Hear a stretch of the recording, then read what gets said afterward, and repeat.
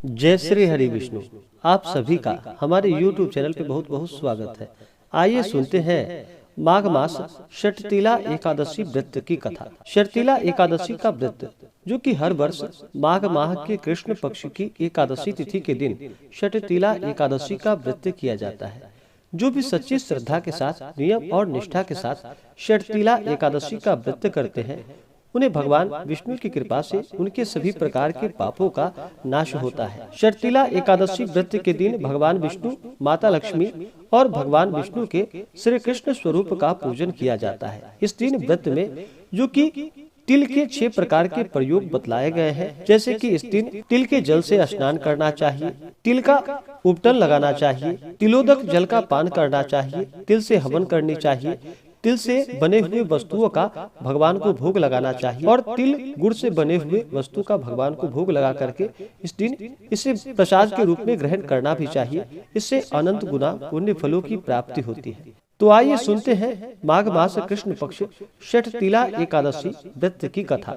तो बोलिए प्रेम से भगवान विष्णु की जय, माता लक्ष्मी की जय, एकादशी माता की जय। कि एक बार दालभ्य ऋषि ने पुलस्त ऋषि से पूछा कि हे महाराज, पृथ्वी लोक में मनुष्य ब्रह्म हत्यादि महान पाप कर्म करते हैं, पराये धन की चोरी तथा दूसरों की उन्नति देखकर ईर्ष्या करते हैं, साथ ही अनेक प्रकार के व्यासनाओं में फंसे रहते हैं, फिर भी उनको नरक प्राप्त नहीं होता। इसका क्या कारण है? वे न जाने कौन सा दान पुण्य करते हैं जिससे उनके पाप नष्ट हो जाते हैं।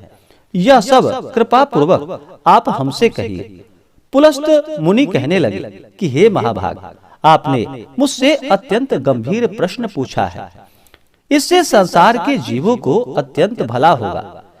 इस भेद को ब्रह्मा, विष्णु, रुद्र तथा इंद्र आदि भी नहीं जानते, परंतु मैं आपको यह गुप्त तत्व अवश्य बतलाऊंगा।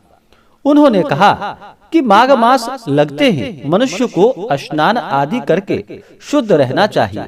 इंद्रियों को वश में कर काम, क्रोध, लोभ, मोह, अहंकार, ईर्ष्या तथा द्वेष आदि का त्याग कर भगवान का स्मरण करना चाहिए।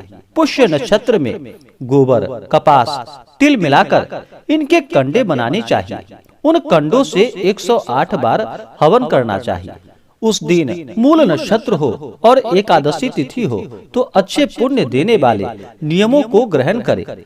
स्नान आदि नित्य क्रिया से निमित्त होकर सब देवताओं के देव श्री भगवान विष्णु का पूजन करे और एकादशी व्रत धारण करे। रात्रि को जागरण करना चाहिए। उसके दूसरे दिन धूप, दीप, नैवेद्य आदि से भगवान का पूजन करके खिचड़ी का भोग लगाएं।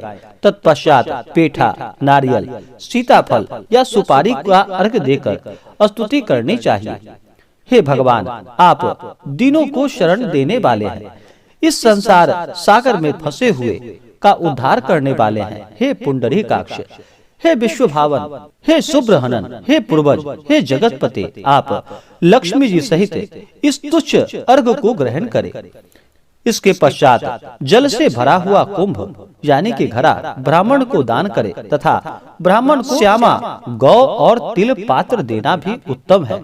तिल स्नान और भोजन दोनों ही श्रेष्ठ है। इस प्रकार से जो मनुष्य जितने तिलों का दान करता है उतने ही 1000 वर्ष स्वर्ग में वास करता है। माघ के महीने में तिल स्नान, तिल का उपटन, तिल का हवन, तिल का तर्पण, तिल का भोजन और तिलों का दान, ये तिल के 6 प्रकार हैं। इसके प्रयोग के कारण यह षटतिला एकादशी कहलाती है। इस व्रत के करने से अनेक प्रकार के पाप नष्ट हो जाते हैं। इतना कहकर पुलस्त ऋषि कहने लगे कि मैं तुमसे इस एकादशी की कथा को कहता हूँ, तुम ध्यान पूर्वक सुनो। एक समय नारद जी ने भगवान श्री हरि विष्णु से यही प्रश्न किया था और भगवान ने जो षटतिला एकादशी का महात्म्य नारद जी से कहा था सो मैं तुमसे कहता हूँ। भगवान ने नारद जी से कहा कि हे नारद, मैं तुमसे सत्य घटना कहता हूँ, तुम ध्यान पूर्वक सुनो। प्राचीन काल में मृत्युलोक में एक ब्राह्मणी रहती थी। वह सदैव व्रत किया करती थी। एक समय वह 1 मास तक व्रत करती रही। इससे उसका शरीर अत्यंत दुर्बल हो गया। यद्यपि वह अत्यंत बुद्धिमान थी, तथापि उसने कभी देवताओं या ब्राह्मणों के निमित्त अन्न या धन का दान नहीं किया था। इससे मैंने सोचा कि ब्राह्मणी ने व्रत आदि से अपना शरीर शुद्ध तो कर लिया है, अब इसे विष्णु लोक तो मिल ही जाएगा, परंतु इसने कभी अन्न का दान नहीं किया। इससे इसकी तृप्ति होना बहुत ही कठिन है। भगवान ने आगे कहा कि ऐसा सोचकर मैं भिखारी के वेश में मृत्युलोक में उस ब्राह्मणी के पास गया और उससे भिक्षा मांगी। वह ब्राह्मणी बोली कि महाराज, किस लिए आए हो? मैंने कहा कि मुझे भिक्षा चाहिए। इस पर उसने एक मिट्टी का ढेला मेरे भिक्षा पात्र में डाल दिया। मैं उसे लेकर स्वर्ग में लौट आया। कुछ समय बाद ब्राह्मणी भी शरीर त्याग कर स्वर्ग में आ गई। उस ब्राह्मणी को मिट्टी का दान करने से स्वर्ग में सुंदर महल मिला, परंतु उसने अपने घर को अन्नादि सब सामग्रियों से शून्य पाया।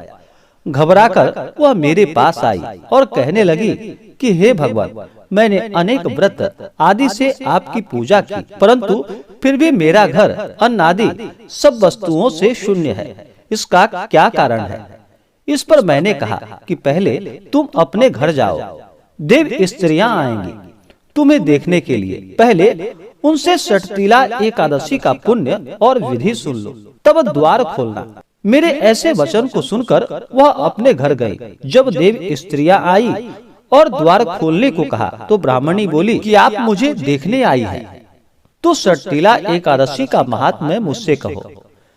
उसमें से एक देव स्त्री कहने लगी कि मैं कहती हूँ। जब ब्राह्मणी ने षटतिला एकादशी का महात्म्य सुना तब द्वार खोल दिया। देवांगनाओं ने उसको देखा कि न तो वह गंधर्वी है और न ही आसुरी है, वरन पहले जैसे मानुषी है। उस ब्राह्मणी ने उसके कथानुसार षटतिला एकादशी का व्रत किया।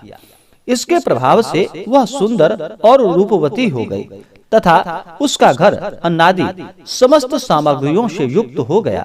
अतः मनुष्यों को अपनी मूर्खता को त्याग कर षटतिला एकादशी का व्रत और लोभ न करके तिलादि का दान करना चाहिए। इससे दुर्भाग्य, दरिद्रता तथा अनेक प्रकार के कष्ट दूर होकर मोक्ष की प्राप्ति होती है। तो बोलिए प्रेम से भगवान विष्णु की जय, माता लक्ष्मी की जय, भगवान श्री कृष्ण की जय। तो आशा करता हूँ कि यह जानकारी आपको अच्छा लगा हो।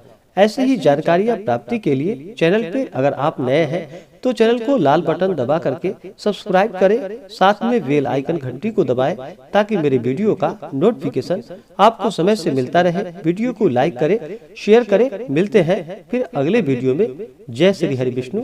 आप सभी के ऊपर भगवान विष्णु माता लक्ष्मी का कृपा सदैव बना रहे।